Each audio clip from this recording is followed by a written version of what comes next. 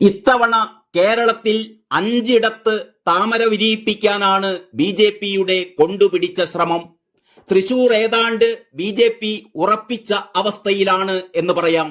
സുരേഷ് ഗോപി അവിടെ 1ാം ഘട്ട പ്രചാരണം അവസാനിപ്പിച്ചു കഴിഞ്ഞു.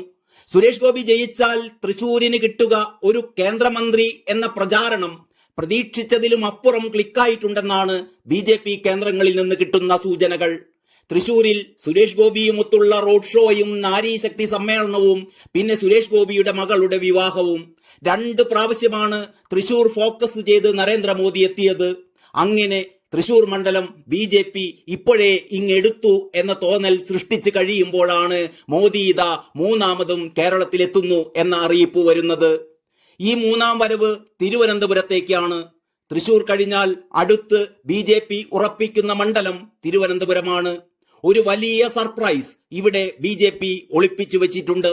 അതെന്താണ് എന്നതിനെ കുറിച്ച് പല ഊഹാപോഹങ്ങളും പ്രചരിക്കുന്നു. ശശി തരൂരിനെ വീഴ്ത്താനാണോ അതോ ചേർത്തു പിടിക്കാനാണോ BJPയുടെ ശ്രമമെന്നാണ് ചിലർ ചർച്ച ചെയ്യുന്നത്.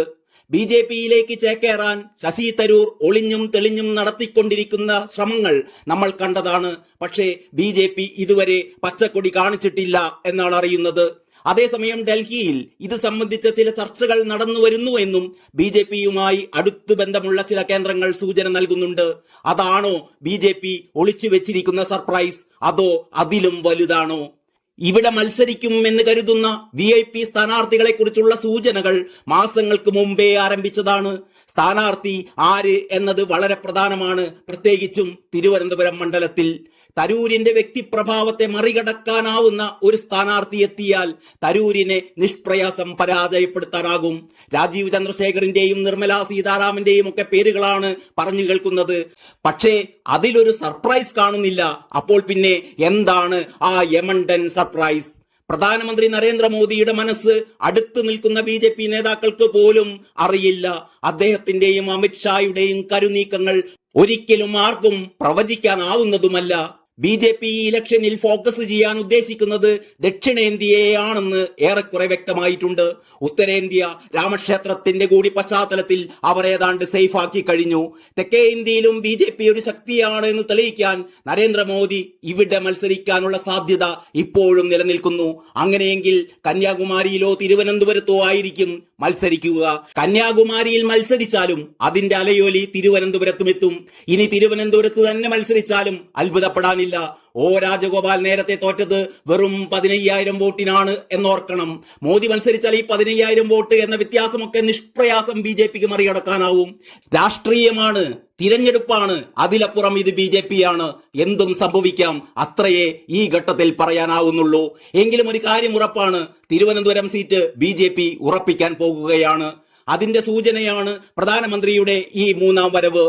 ഈ മാസം 27-നാണ് പ്രധാനമന്ത്രി തിരുവനന്തപുരത്തെത്തുന്നത്. BJP അധ്യക്ഷൻ K. സുരേന്ദ്രൻ നയിക്കുന്ന പദയാത്രയുടെ സമാപന സമ്മേളനത്തിൽ പ്രധാനമന്ത്രി പങ്കെടുക്കും. സെൻട്രൽ സ്റ്റേഡിയത്തിലാണ് സമാപന സമ്മേളനം. മറ്റു ചില ഔദ്യോഗിക പരിപാടികളിൽ കൂടി പ്രധാനമന്ത്രി പങ്കെടുത്തേക്കുമെന്നാണ് ലഭിക്കുന്ന സൂചന. തിരുവനന്തപുരത്ത് ശശി തരൂരിന്റെ വിജയ സാധ്യതക്ക് മങ്ങലേൽപ്പിക്കുന്ന ഘടകങ്ങൾ നിരവധിയുണ്ട്. ഒന്നാമത്തെ കാര്യം, കോൺഗ്രസ് ദേശീയ തലത്തിൽ അധികാരത്തിൽ വരില്ല എന്ന് ഏതാണ്ട് ഉറപ്പായ സാഹചര്യത്തിൽ പിന്നെന്തിന് തരൂരിനെ വിജയിപ്പിക്കണം എന്നത് സ്വാഭാവികമായും ഉയർന്നേക്കാവുന്ന ഒരു ചോദ്യമാണ്.